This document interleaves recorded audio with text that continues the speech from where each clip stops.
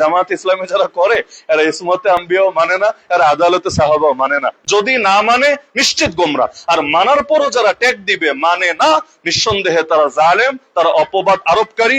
আর যদি এখন ওমর রাদিয়াল্লাহু আনহু শাসন থাকতো, তার দরবারে বিচার যেত, তাহলে মায়ের যে কয়টা পিঠের উপর পড়তো আল্লাহ ভালো জানে।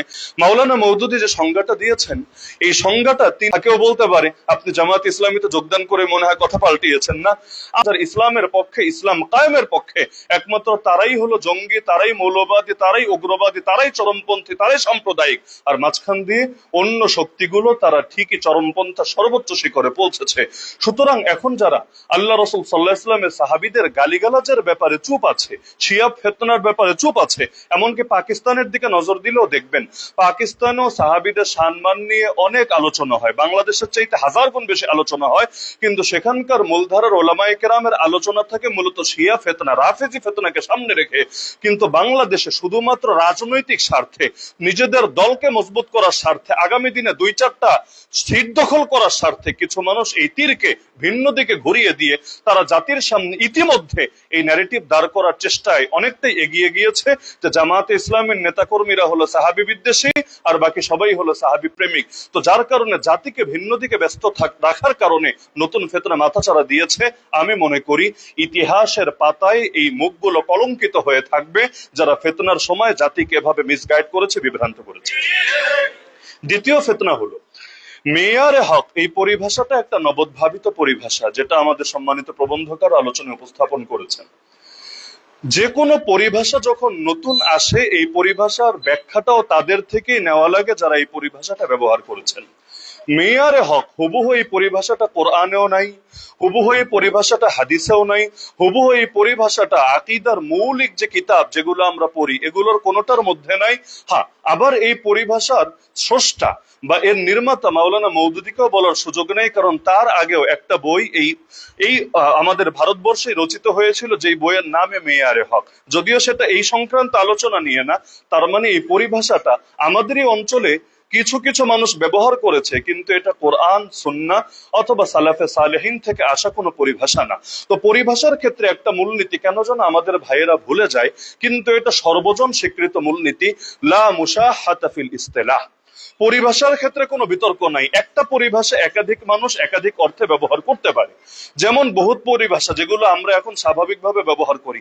আমরা যখন রাষ্ট্রবিজ্ঞান নিয়ে, ইসলামের রাষ্ট্রবিজ্ঞান নিয়ে পড়াশোনা করি, তখন ইমাম বলতে কি বুঝি আর বাংলাদেশে মসজিদে ইমাম বলতে কি বুঝি। আমরা যখন ইসলামের রাষ্ট্রবিজ্ঞান নিয়ে পড়াশোনা করি, খলিফা বলতে কি বুঝি আর দর্জির দোকানে গেলে খলিফা বলতে কি বুঝি। এখানেও তো পরিভাষার ভিন্নতা দেখা দিয়েছে। একইভাবে আপনি যখন কোরআন পড়বেন, কোরআনে পাবেন ফালান তাজিদ লাহু ওয়ালিয়া মুরশিদা, আর পীররা যখন ওয়াজ করে তখন তারা এর যে ব্যাখ্যা দাঁড় করায় ফালান তাজিদ লাহু ওয়ালিয়া মুরশিদা, এখানেও তো পরিভাষাগত ভিন্নতা। এমনকি কেউ তো তিরমিজি না পড়ে আলেম হয় না, তিরমিজি না পড়ে তো আর কেউ আলেম হিসেবে স্বীকৃতি পায় না। তিরমিজি যদি পড়েন দেখবেন হাসান, হাযা হাদিসুন হাসান, এই শব্দটাকে ইমাম তিরমিজি কোন অর্থে ব্যবহার করেছেন। এখন কেউ যদি সংজ্ঞা নেয় এক ইমাম থেকে, মনে করেন ইমাম ইবনুস সালাহ তার মুকদ্দিমা থেকে সংজ্ঞা নিল, ইমাম ইবনে হাজার আসকালানি তার লেখা থেকে সংজ্ঞা নিল, এরপর মাপতে গেল কাকে? তাদের বহু আগে পৃথিবী থেকে চলে যাওয়া ইমাম তিরমিজি রাহমাতুল্লাহ আলাইহিকে। এখন বলল দেখ দেখ ইমাম তিরমিজি তো মস্ত বড় ভুল করেছে। কিভাবে ভুল করলো? আরে হাদিসুন হাসান ভিন্ন জিনিস, হাদিসুন সহি ভিন্ন জিনিস। যেটা সহি সেটা তো সহি, আর সহির চাইতে এক দরজা নিচে, এক স্তর নিচে, সেটা না হাসান। এই দেখ পাগল ইমাম আবু ঈসা তিরমিজি, সে একই হাদিসকে বলে হাযা হাদিসুন হাসানুন সহিহুন। কিভাবে পসিবল? এটা তো সম্ভবই না। এখন এই পাগলকে কে বোঝাবে? আরে বেটা, সংজ্ঞা নিলি একজনের থেকে আর মাপলি তুই আরেকজনকে, এটা তো ঠিক না। তুই যখন তিরমিজি পড়বি তাহলে হাসান সংজ্ঞাটা ইমাম তিরমিজির থেকেই নিতে হবে, যেটা তিনি তার কিতাবুল ইলালের মধ্যে নিজেই ব্যাখ্যা করেছেন। আল হাসানু ইনদানা বলে লম্বা করে তিনি দেখিয়েছেন। আমি যখন কোন হাদিসকে হাসান বলি, আমি এর দ্বারা কি মিন করি, তার সংজ্ঞা সামনে রাখলে দেখা যায় এটা ইমাম ইবনে সালাহর সংজ্ঞার চাইতে ভিন্ন, ইমাম ইবনে হাজারের সংজ্ঞার চাইতে ভিন্ন। এই ভূমিকা আমাকে কেন টানতে হলো? এজন্য টানতে হলো, মেয়ারে হক বলতে আমাদের ওই ভাইয়েরা যেটা প্রমাণ করার চেষ্টা করেন, যেটা সাব্যস্ত করার চেষ্টা করেন, সেটাকে মাওলানা মওদুদী দূরের কথা কোনো একজন মুসলমান অস্বীকার করবে না। আর মাওলানা মওদুদী একমাত্র আল্লাহর রসুলকে এবং আল্লাহর কিতাবকে মেয়ারে হক বলার দ্বারা তিনি যে বার্তাটা দিতে চান, এর সঙ্গে গভীরভাবে দেখলে এরাও দ্বিমত করার কোনো সুযোগ পাবে না। তাহলে বিতর্ক কি নিয়ে? বিতর্ক হলো লাউ বলা হবে নাকি কদু বলা হবে এটা নিয়ে, ফিশ বলা হবে ইংলিশে না মাছ বলা হবে বাংলায় এটা নিয়ে। লাস্টে গিয়ে দেখা যায় যেই লাউ সেই কদু। যেমন এই ক্ষেত্রে অনেক ইলমি আলোচনা টানা যায় যে আসলে এই ক্ষেত্রে ইমামরা কি বুঝিয়েছেন বা এই অঞ্চলে আমাদের আকাবিররা কি বুঝিয়েছেন, কিন্তু সময় সংক্ষিপ্ততা সেটাতে যাচ্ছি না। বর্তমান সময়ে যেই কয়জন বেশি আক্রমণ চালানোর চেষ্টা করছেন এর মধ্যে একজন আমাদের মহব্বতের ভাই আছেন মাওলানা লুৎফুর রহমান ফরায়েজি। তার একটা ওয়েবসাইট আছে আহলে হক মিডিয়া, সার্চ করলে এখানেই পেয়ে যাবেন। সেখানে তার নামটা এখানে আমার টানা মুখ্য না, কিন্তু মেয়ারে হক বলতে কি বুঝান এটা দেখানোর জন্য টানতে হচ্ছে। আমি হুবহু কোট আনকোট করছি তিনি কি বুঝিয়েছেন বা এই ক্ষেত্রে তারা কি বুঝিয়ে থাকেন। স্পষ্ট শোনেন, সত্যের মাপকাঠি বলতে বোঝানো হয় যে সাহাবায়ে কেরামগণ হক এবং হক্কানিয়াত দিন ও ঈমানের ক্ষেত্রে যে মানদণ্ডে উত্তীর্ণ হয়েছে তা দ্বীনে হক বোঝার মানদণ্ড। তারা যেভাবে দ্বীনকে বুঝেছেন, যেভাবে দ্বীনকে পালন করেছেন সেভাবেই উম্মতে মুসলিমা কিয়ামত পর্যন্ত তাদের অনুসরণে পালন করে যাবে। দ্বীনি কোনো বিষয় আসলে উক্ত বিষয়ে সাহাবীগণ কোন অর্থে বা কিভাবে তা করেছেন তা অনুসরণ করা উম্মতের জন্য সঠিক ও যথার্থ আমাদের মূল ভিত্তি হবে। তাহলে এটা নিয়ে কে দ্বিমত করবে? এখানে আমার সামনে যারা যারা আছেন কে দ্বিমত করবেন এটা নিয়ে? সহজ ভাষায় যদি বলি যে সাহাবায়ে কেরাম ঈমানের ক্ষেত্রে আমাদের মডেল, আমলের ক্ষেত্রে আমাদের মডেল, চরিত্রের ক্ষেত্রে আমাদের মডেল, আদর্শের ক্ষেত্রে মডেল, রাজনীতির ক্ষেত্রে মডেল, অর্থনীতির ক্ষেত্রে মডেল। অর্থাৎ তারা যেভাবে দিনটা বুঝেছেন ধারণ করেছেন আমরাও সেভাবে বুঝবো, সেভাবে ধারণ করব। এই অর্থ নিয়ে কে দ্বিমত করবে? এখন মাওলানা মওদুদী কি এই অর্থ নিয়ে ব্যাখ্যা দিয়েছেন? আরে বেটা, একবার কিতাবটা পড়ে দেখলেও তো হয়। তিনি নিজে তার জীবদ্দশায় ব্যাখ্যা করেছেন যে মেয়ারে হক বলতে আমরা কি বুঝাই।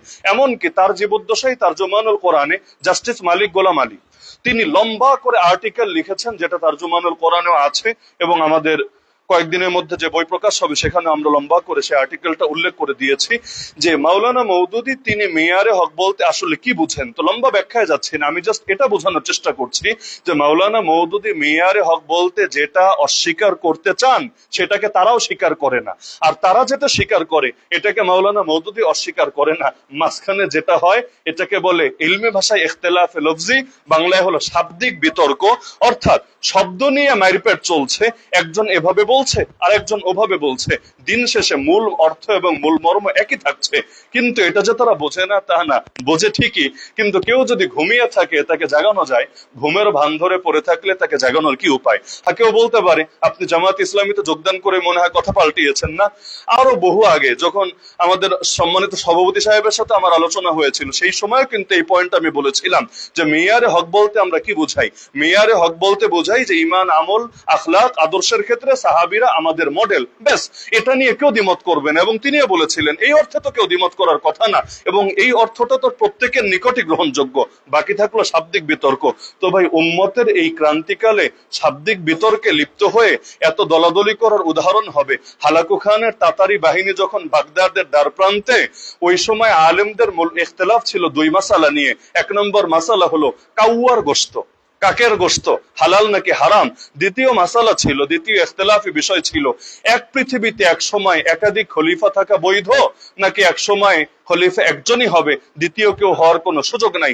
এই দুই মাসালা নিয়ে বিতর্ক করছিল এমন সময় যখন হালাকু খানের বাহিনী বাগদাদের দ্বার প্রান্তে অবশেষে কয়েক কোটি মুসলমানকে হত্যা করলো এবং প্রথমবারের মতো খেলাফতের পতন ঘটালো। সুতরাং ভাইয়েরা, শাব্দিক বিতর্ক করতে চাইলে করেন, সমস্যা নাই, কিন্তু আগে বাংলার জমিন ইসলামকে প্রতিষ্ঠা করেন, সেকুলার শক্তির পরাজয় ঘটান, এরপর ঠান্ডা মাথায় বসে বিতর্ক করা যাবে ইনশাআল্লাহ। আমার সর্বশেষ পয়েন্ট আজকের যেটা নিয়ে এখানে আলোচনা হচ্ছিল, আদালতে সাহাবা, আমাদের শিরোনামের মধ্যেই যেটা আছে। আদালতে সাহাবার ক্ষেত্রে আমার বক্তব্য হচ্ছে আদালতে সাহাবা একটা ইজমাই পরিভাষা, সর্বসম্মত পরিভাষা। এটা নিয়ে হকপন্থীদের কেউ দ্বিমত করার কোনো সুযোগ নাই। হ্যাঁ, এটা নিয়ে দ্বিমত করেছেন কারা, যেটার আলোচনা আমাদের সম্মানিত ডক্টর সাহেব তিনি আলোচনা এনেছেন, শিরদিমাতুন কালিলা, এমন কিছু ক্ষুদ্র দল যাদের কোনো গ্রহণযোগ্যতাই নেই, যাদের কোনো মুসলিম সমাজের মধ্যে কোনো ভিত্তি নাই। হকপন্থী কোন ধারার কোন মানুষ আল্লাহ রাসূল সাল্লাল্লাহু আলাইহি ওয়াসাল্লামের সাহাবীদেরকে আদেল মানার ক্ষেত্রে, ন্যায়পরায়ণ মানার ক্ষেত্রে দ্বিমত করে নাই, করার সুযোগও নাই। কারণ তাদের আদালত না মানলে কোরআন মানবে কিভাবে, তাদের আদালত না মানলে সুন্নাহ মানবে কিভাবে, তাদের আদালত না মানলে দ্বীনের ফাহাম, দ্বীনের বুঝ নেবে কিভাবে। সুতরাং যারাই ইসলামকে ওন করে, ধারণ করে, তারা সকলেই আল্লাহ রাসূল সাল্লাল্লাহু আলাইহি ওয়াসাল্লামের সাহাবীদেরকে আদেল হিসেবে মানে। তাহলে এখানেও ঝামেলা হয়েছে কোথায়? ওই যে বললাম, ঝামেলা হয়েছে সংজ্ঞায়। মাওলানা মওদুদী যে সংজ্ঞাটা দিয়েছেন, এই সংজ্ঞাটা তিনি নিজে আবিষ্কার করেছেন তা না, বরঞ্চ অতীতে একাধিক ইমাম হুবহু এভাবেই সংজ্ঞা দিয়েছেন।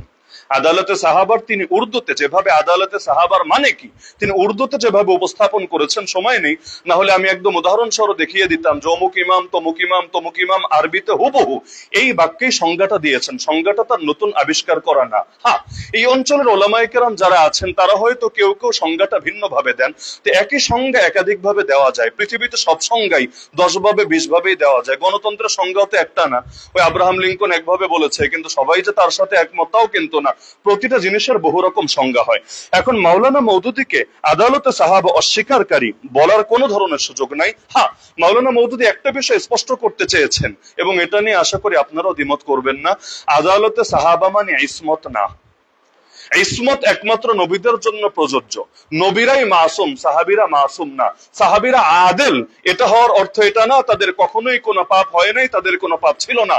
আল্লাহ তাদেরকে মাফ করে দিয়েছেন, কিন্তু তাদের পাপ হয়েছে বা হতে পারে এটা নিয়ে কেউ কখনো দ্বিমত করে নাই।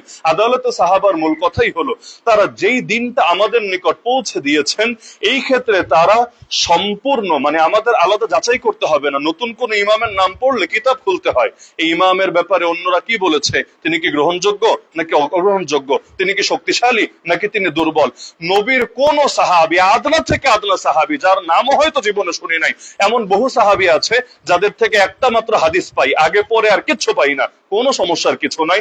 যখন জানবো নিশ্চিত ভাবে তিনি সাহাবী, আমার ওই কিতাব ঘেটে দেখতে হবে না তিনি কি সহিহ নাকি তিনি জয়ীফ, তিনি কি গ্রহণযোগ্য নাকি তিনি অগ্রহণযোগ্য, কারণ তারা সকলেই আদেল। এই আদালতে সাহাবার ক্ষেত্রে কারো কখনো দ্বিমত নাই। তাহলে ইসমতে আম্বিয়া এবং আদালতে সাহাবা, দুঃখের বিষয় হলো আমাদের সিলেটে বিশেষ করে, ধরেন আপনি মাহফিলও করতে গেলেন, আপনাকে বিব্রত করার জন্য স্লোগান দেবে, একজন দাঁড়ায় বলবে ইসমতে আম্বিয়া আর একজন বলবে আদালতে সাহাবা।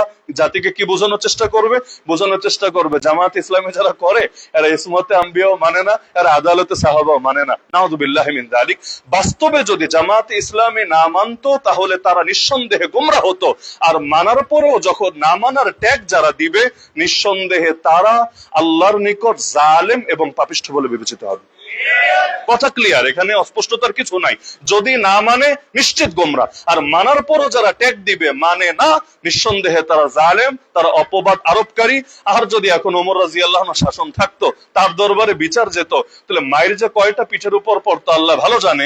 এমনকি এটার জন্য তাদেরকে হয়তো বিভিন্ন ভাবে শাস্তির সম্মুখীন হতে হতো। তা আল্লাহ তাআলা তাদেরকে এবং আমাদেরকে সবাইকে সঠিকভাবে বোঝার তৌফিক দান করুন। তো যে নির্দিষ্ট সময় ছিল, সময় ইতিমধ্যে শেষ হয়েছে। আর 3টা পয়েন্টে আমি যে মৌলিক বার্তাটা দিতে চেয়েছি আশা করি মোটামুটি স্পষ্ট হয়েছে। আর যেহেতু এই বিষয়ে বই প্রকাশ হচ্ছে, ইনশাআল্লাহ শীঘ্রই আসবে, আপনাদের সকলের অগ্রিম দাওয়াত থাকলো। আর আমি ব্যক্তিগতভাবে দাওয়াত পৌঁছানোর চেষ্টা করবো ইনশাআল্লাহ। সৈয়দ আবুল আলম মওদুদী রাহমাতুল্লাহ আলাইহির কলমে জামাত ইসলামের আকীদা এই শিরোনামে একটা বই শীঘ্রই আসছে ইনশাআল্লাহ। সেখানে যে পয়েন্টগুলো আমি বললাম সবগুলো নিয়ে বিস্তারিত আলোচনা আছে। আল্লাহ তাআলা আমাদের সবাইকে সত্যটা বোঝার এবং জানার তৌফিক দান করুন, আমিন। ওয়া মা আলাইনা ইল্লাল বালাগুল মুবিন। যারা আজকের এই প্রোগ্রামের আয়োজন করেছেন আল্লাহ সবাইকে জাযায়ে খায়ের দান করুন। ওয়া আখিরু দাওয়ানা আনিল হামদুলিল্লাহি রাব্বিল আলামিন।